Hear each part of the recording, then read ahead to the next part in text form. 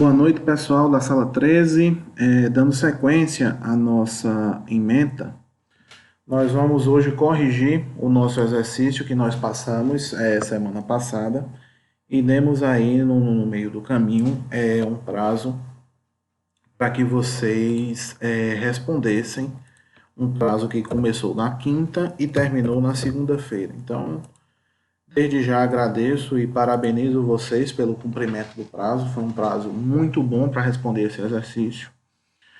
Raras as exceções, a gente não teve problemas com tolerância, um problema ou outro que aconteceu, mas vocês conseguiram cumprir o prazo. Então, de uma turma de 80 alunos, 77 conseguiram responder os questionários. Então, pode ter um ou outro aí que ou desistiu, ou trancou, ou por algum problema não está participando do grupo. Mas, de qualquer forma, vocês estão com aderência muito fidelizada. E eu só tenho que agradecer a vocês pela confiança e parabenizar vocês pela seriedade e cumprimento do prazo. Ao mesmo tempo em que algumas coisas me chamam a atenção, não me parecem muito verídicas e fidedignas, é a questão de alguns formulários que chegam no mesmo minuto, mesmo segundo, com o mesmo gabarito e mesmos erros. Então, tomem cuidado quanto a isso. Eu estou sendo o melhor que eu posso fazer na questão da qualidade das aulas. A questão de proporcionar o melhor material conciliando a teoria com a prática, colocando bastante cálculo para a gente deixar essa parte enfadonha de CPC.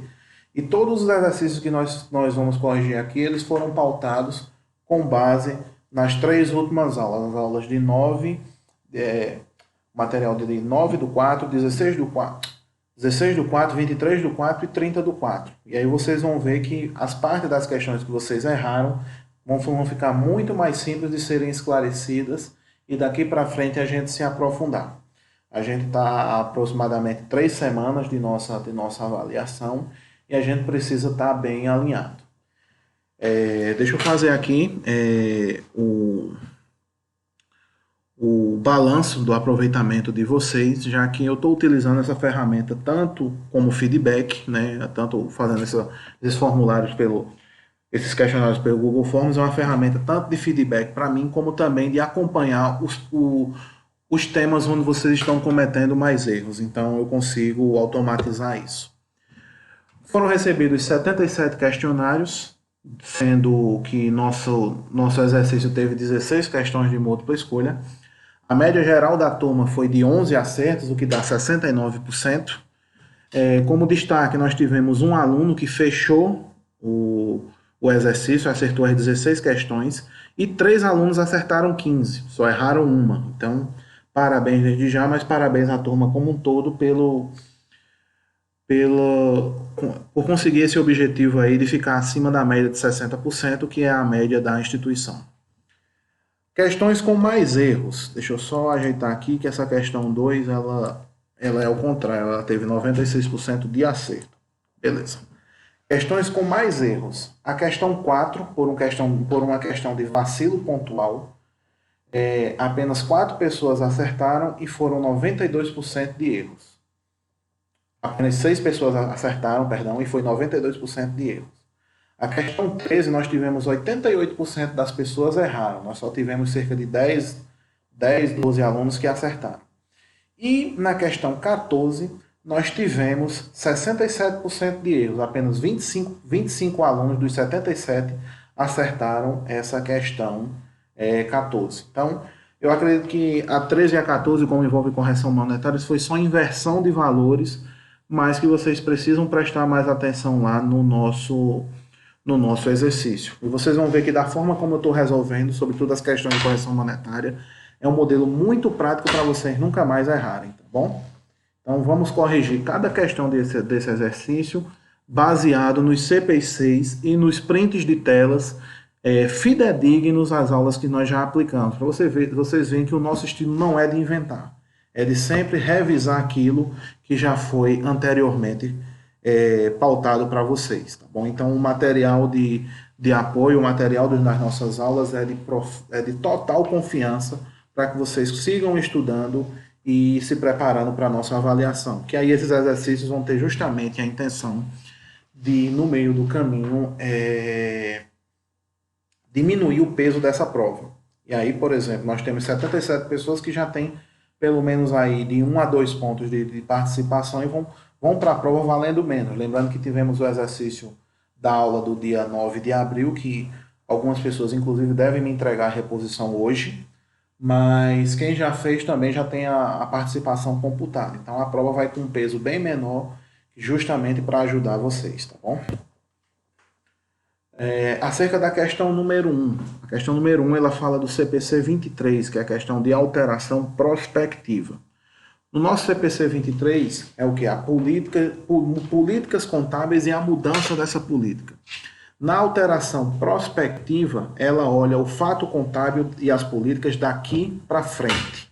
Na alteração retrospectiva, eu mexo no para trás e no meu presente, ou seja, presente e passado. Enquanto que na prospectiva, presente e futuro. Basicamente é isso, para pegar as palavras-chave. Então, no nosso CPC, trazendo o nosso CPC 23 na íntegra, ele fala de aplicação prospectiva, que a aplicação da nova política contábil de transações e outros eventos e as condições que ocorram após a data em que a política é alterada, ou seja, o daqui para frente. Então, considerando a essência do CPC 23, a questão correta é a letra C de casa, tá bom? Então, a letra A, considera os efeitos da mudança antes da implantação da nova política, isso aí é retrospectiva. Considera a média entre os fatos, isso aqui é pura invenção. E a letra D permanece invariável no balanço. Não, a mudança de política, ela tem que ter um tratamento ou retrospectivo ou prospectivo. Mas nada permanece inalterado se a política contábil mudar, tá bom? A questão número 2, vocês também tiveram um excelente percentual de acerto, mas também estava bem na cara do nosso material. Em caso de erros ou condutas dolosas, por fraudes, desvios de conduta, esse tipo de coisa, a aplicação deve ser retrospectiva. Se for detectado, se nós estivermos fechando o balanço de 2019, mas por uma auditoria ou por alguma coisa for detectado fraudes no balanço de 2018, a gente vai ter que retificar esses balanços e apresentar uma nota explicativa falando o motivo dessa retificação. Então, é forma retrospectiva. Então, letra A. A questão 3 e a questão 4, elas vão falar de valor presente e valor futuro, tá certo? Então, a gente viu que o valor presente é igual ao valor futuro, 1 mais a taxa elevado a n, que é o número de períodos. Para não forçar ninguém a fazer esse tipo de cálculo em calculadora financeira, em HP, até por questões de condições mesmo, esse tipo de coisa, o nosso objetivo aqui não é matemática financeira, nosso objetivo aqui é contabilidade e cálculo de valor presente. Então, até para ser um pouco mais parceiro de vocês, eu já estou dando um indexador. E a fórmula para vocês já trabalharem direto vai ser valor futuro, valor presente é igual a valor futuro dividido por indexador. Lembrando que a diferença entre o valor presente e o valor futuro são as nossas rendas a apropriar, tá certo? Então, as rendas a apropriar, elas ficam lá no passivo, no ativo circulante com sinal, não circulante, perdão, com sinal negativo. E lembrando que tudo que a gente está vendo aqui na questão 3 e 4 é o CPC 12, ajuste a valor presente. Ele é aplicado exclusivamente para os itens do não circulante, ou seja, para os itens de longo prazo com perspectiva de recebimento superior a 12 meses. Então, questão 3 fala o seguinte: qual o valor presente de um bem com recebimento previsto em 2 anos no valor de 150 mil e taxa de 1,5% ao mês?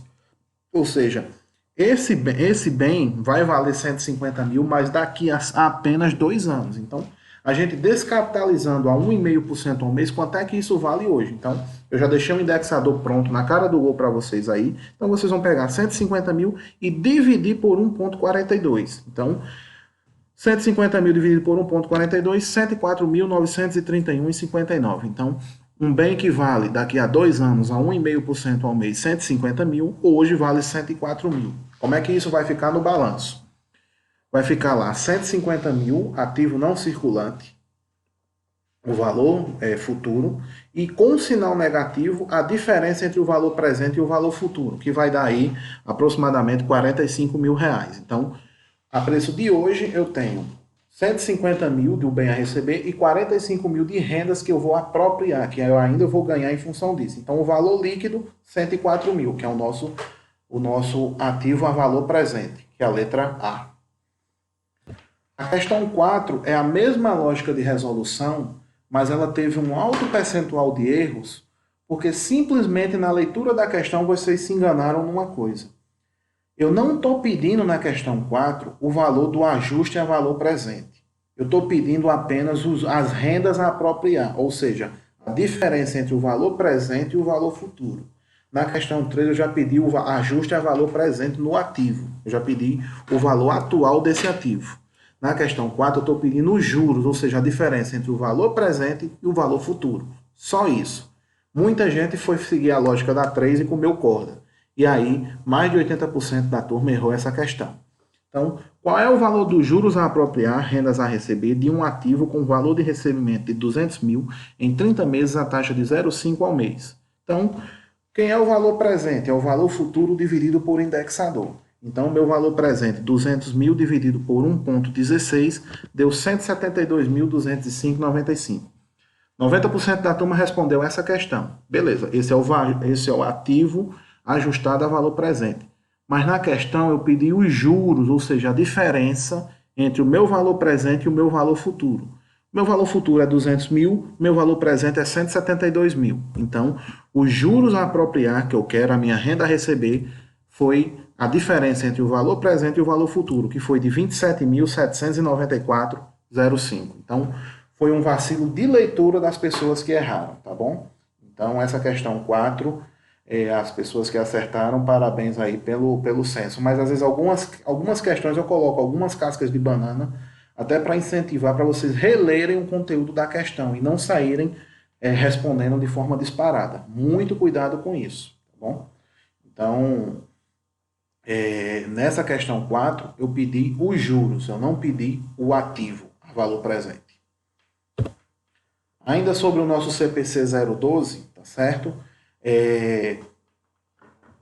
Esse CPC trata de ativos de longo prazo, ou seja, registrados e não circulante. E a receita futura que eu vou ganhar em função desse bem, ela é registrada com sinal negativo no ativo não circulante, tá certo? Então tá aqui o print para vocês. Então, primeiro, o CPC 12 ele só é aplicado ao ativo não circulante. Então, de cara, tá certo? Eu não elimino a questão A, elimino a questão B e elimino a questão D. Então, eles são aplicados no ativo não circulante com sinal negativo, tá bom? A questão 6. A questão 6, ela fala do nosso CPC 25, ativos e passivos contingentes. Foi em torno de 60% o percentual de acerto nessa questão por mera, mais uma vez, por erro de interpretação de algumas pessoas. O CPC 25 ela fala de ativos e passivos contingentes. Os nossos passivos contingentes, ou seja, passivos que existe a probabilidade de alguma perda, eles devem ser classificados ou pelo nosso jurídico ou pela administração da empresa em perda provável, possível e remota. A perda provável eu contabilizo no meu passivo e registro a nota explicativa. Quando a gente trabalhou aquele exercício em que vocês analisaram um balanço, todos os balanços tinham lá provisões para contingências e eles classificavam em provável, possível e remota. Dentro desse CPC, a causa provável de perda, ela é contabilizada e registrada na nota explicativa. A causa possível, ela não é contabilizada, não se provisiona, mas se registra em nota explicativa. E a causa remota, a gente nem provisiona nem registra em nota explicativa, porque, como o próprio nome diz, remoto é uma probabilidade muito baixa da empresa perder essa causa. Tá bom? A provável é quase certa, a possível é meio a meio, e a remota é muito baixa. Essa classificação é dada pela administração da empresa e, no caso de causas jurídicas, é dada pelo assessor jurídico contratado, externo à empresa, tá bom? Então, eu dei aí 6 valores de causa e suas probabilidades de perda. Então, O provável tem o 3 e o 5, o 3 e o 6, que, somando isso dá 40 mil. O possível tem o 1, 2 e 4, somando isso eu acho 65 mil. O 1, 25 mil, o 2, 35 mil dá 60 e o 4, 5 mil. Então, somando as três causas possíveis dá 65 mil. E a remota, 25 mil. Então, dentro do CPC 25, qual é o valor que deve ser registrado no passivo? Eu só registro no passivo o que é provável. Então, é os itens 3 e 6, que dá 40 mil. O item 3, 25 mil e o item 6, 15 mil. Então, dá 40 mil. A questão 7 é uma continuação dessa 6. Considerando os dados da questão anterior, nos termos do CPC 25, devem ser registrados em notas explicativas o valor de... Eu registro em nota explicativa aquilo que é provável e aquilo que é possível, a soma dos dois. Se eu tenho 40 mil em provável e 65 mil em possível, então eu acho 105 mil, letra C de casa. Bem facinha e de fácil interpretação, tá bom? Aí todos os prints, inclusive para facilitar o entendimento. E esse material vocês vão ter o PDF na íntegra, então tá bem de boa. Considerando um ativo contingente possível de 100 mil, um ativo contingente provável de 50 mil e um ativo contingente remoto de 20 mil, deve ser reconhecido como receita. Aí essa questão também pegou algumas pessoas de calça curta. A gente não está falando de passivo contingente, a gente está falando de ativo contingente.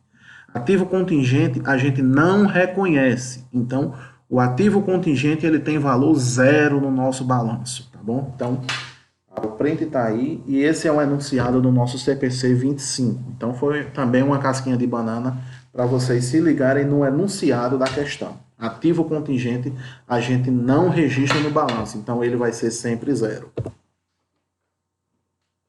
A questão 9, a gente já está entrando no nosso CPC 02, que é a questão da conversão monetária. Daqui para frente é CPC 02 na veia, que é o IASB 36, se não me engano.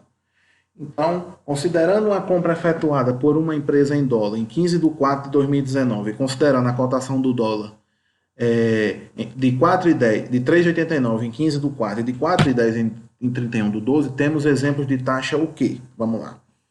Taxa histórica é a taxa de câmbio que vigorava na época de ocorrência do fato. Então, se eu comprei algo em 15 de 4 e esse algo foi contabilizado a 3,89 em 15 de 4, significa que a taxa histórica do dólar naquela compra foi no ato da compra. Então, o que acontece? A nossa taxa histórica é de 15 de 4 de 2019. Então, a primeira taxa que nós temos aí ela é histórica. A taxa na data que o fato ocorreu. E em 31 de 12 é a nossa taxa de fechamento, ou seja, a taxa do último dia do ano. Então, para responder essa questão de forma bem simples, nós de cara já mataríamos a letra B, e o primeiro item é histórico, mas aí toda a taxa, quando ela cai no último dia do ano, a gente chama taxa de fechamento, que é a taxa para as demonstrações contábeis, que lá na frente a gente vai ver, que é a taxa que a gente utiliza para converter ativo e passivo. Então, é taxa de fechamento. Então, letra C de casa. Questão 10. A questão 10 fala que um bem negociado entre partes com critérios de conhecimento, gestão e mercado, a gente tem um conceito de valor presente. Valor presente é taxa histórica. Valor presente é o quê? É pegar um valor futuro e descapitalizar a preço de hoje. Valor justo são duas pessoas que estão negociando uma transação com critérios definidos e conhecimentos de mercado. Valor corrente é o valor atual de alguma coisa, então ele se confunde com o valor presente. E o valor de conversão a gente também conhece como valor de câmbio, tá bom? Então, o que é o valor justo? É o valor pelo qual um ativo pode ser negociado ou um passivo liquidado entre partes interessadas conhecedoras do negócio independentes entre si. Então, essa questão já mata aí, essas três primeiras linhas já matam e atendem a nossa questão, tá bom? Então, valor justo. Os itens 11, 12, 13 e 14 são exclusivamente conversão de demonstrações contábeis. Então, vamos só fazer aqui um roteirozinho para vocês entenderem. Quando a gente vai converter a demonstração contábil de uma moeda para outra, os meus ativos eles são convertidos pela taxa corrente ou taxa de fechamento. E o meu patrimônio líquido pela taxa histórica. A diferença entre o ativo e o passivo mais patrimônio líquido ela pode ser positiva ou negativa. Então a gente vai chamar de ajuste de conversão monetária no nosso balanço. Quando a gente vai converter da moeda mais valiosa para a menos valiosa, a gente faz uma multiplicação. E quando a gente vai converter da moeda menos valiosa para a mais valiosa, a gente faz uma divisão. Os erros de vocês nas questões 13 e 14, ora era porque estavam multiplicando para converter de real para euro. Vocês estavam multiplicando, quando na verdade deveriam dividir, ou seja, o real é menos valioso do que o euro. Então vocês teriam que dividir e não multiplicar. Então, o principal erro foi aí. Então prestem atenção nessas duas linhas de baixo. Da moeda mais valiosa para a menos valiosa, eu multiplico a conversão. Da moeda menos valiosa para a mais valiosa, eu divido. Quer um exemplo prático disso? O dólar hoje fechou a quase R$6. Até onde eu estava acompanhando estava 5,92. Um dólar, moeda mais forte, vale R$6. Então, para eu converter de real para dólar, ou seja, do mais forte para o mais fraco, eu vou multiplicar por 6. Agora, para eu converter real para dólar, ou seja, o real é mais fraco, eu vou ter que dividir por 6. Por quê? R$6 equivalem a $1. Então, 6 dividido por 6, 1. Então, esse é o tipo de raciocínio que eu quero que vocês peguem. Pegando esse raciocínio, vocês já teriam condição de responder a questão 11 de forma bem simples. E aí eu fiz uma planilhazinha, que eu até printei em forma de tabela, para vocês entenderem os cálculos das questões 11, 12, 13 e 14, porque é a mesma lógica. Considerando em dólar, ativo, considerando em dólar, viu? Ativo 250, passivo 200, patrimônio líquido 50. Taxa de fechamento R$5, taxa histórica 4,50. Qual o valor do ajuste da conversão monetária? Então vamos lá. Dólar para real, eu vou multiplicar. Taxa de fechamento R$5 vai ser aplicada no ativo e passivo. Taxa histórica 4,50 vai ser no patrimônio líquido. Até para facilitar o entendimento, tudo que é taxa de fechamento eu coloquei na cor azul. Tudo que é taxa histórica eu coloquei na cor verde, até para facilitar o entendimento de vocês. Então, em dólar, esse é o nosso balanço, certo? Em dólar, esse é o nosso balanço.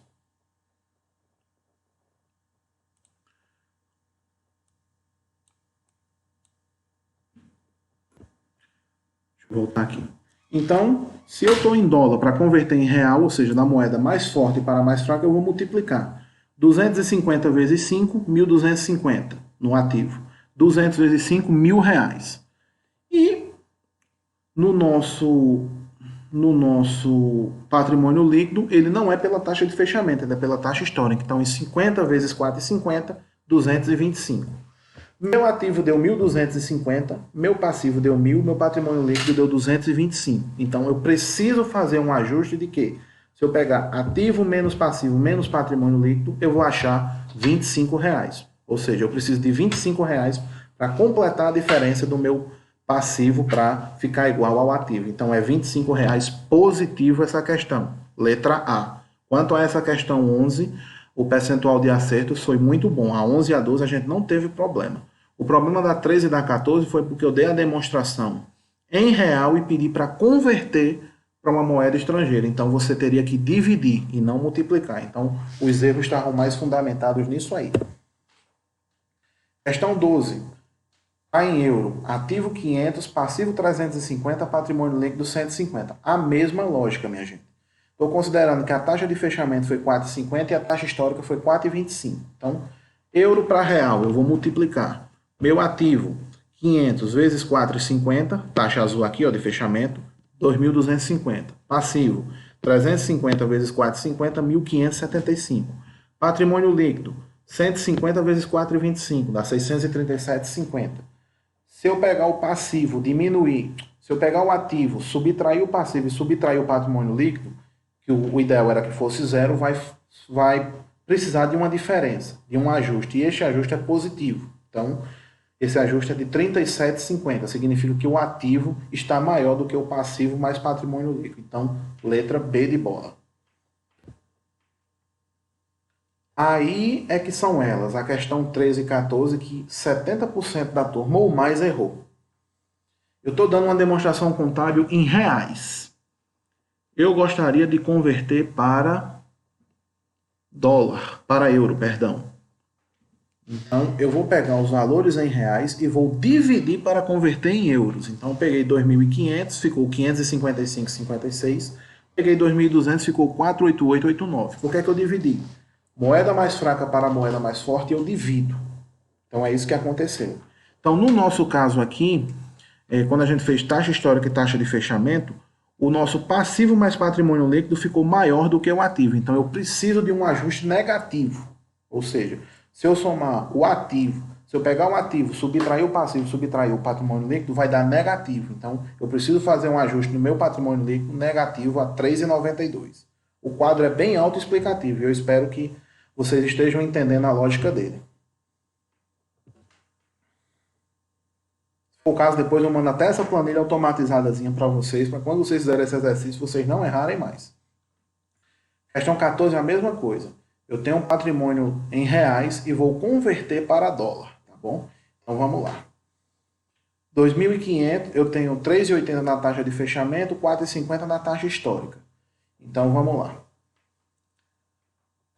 Muita gente preencheu o que dava negativo, mas não se ligou que a taxa histórica está maior do que a taxa de fechamento. Então, nesse caso, como eu dividi, vai dar positivo. Se eu multiplicasse, fatalmente daria negativo. Então, essa questão também pegou muita gente de calças curtas. Mas assim, real para dólar, ou seja, moeda mais fraca para moeda mais forte. Eu vou dividir. Então, 2.500 dividido por 3,80, achei 657,89. 2.200 dividido por 3,80, achei 578,95. Meu patrimônio líquido é pela taxa histórica, não é pela de fechamento. Então, 300 dividido por 4,50, 66,67. Ativo menos passivo menos patrimônio líquido, faltou, sobrou 12,28. Então, tem que ser feito um ajuste no nosso patrimônio líquido positivo de 12,28. Para a gente somar ajuste mais PL mais passivo e bater com o ativo. Então, esse foi o ajuste que nós fizemos, 12,28 positivo. Quanto às questões de 11 a 14, eu espero que esteja entendido. Caso fique alguma dúvida, estou à disposição no privado, no grupo ou no celular para responder da melhor forma possível para a turma, mas eu não quero que fique dúvidas, tá bom? Questão 15 e 16 são CPC 02 na veia e os prints estão aí. Um item não monetário, se ele é adquirido pelo custo histórico, ele deve ser registrado pela data histórica. Ou seja, se ele é adquirido pela taxa de conversão do dia da compra, ele deve ser registrado também contabilmente naquela data de compra. Tá bom? Então, é isso que eu queria passar para vocês. E com relação ao nosso item 16, para a gente encerrar, são geralmente utilizadas para converter bens com vencimento futuro com bases em indexadores ainda não definidos. Ou seja, quando o indexador não é definido, é uma projeção. Os analistas do Banco Central projetam a inflação para 2020, 2021 e 2022. Projetam a Selic. A gente imaginava que a Selic ia ficar em no máximo 4,5%. Hoje está 3% e já se acredita que chega a 2,25%, a taxa básica de juros da nossa economia. Ou seja, quem aplicar no mercado financeiro vai ter e ganhar 100% da Selic vai ter rendimento negativo, porque a inflação hoje está maior do que a nossa taxa de juros. Então, a nossa taxa de rentabilidade real hoje é negativa.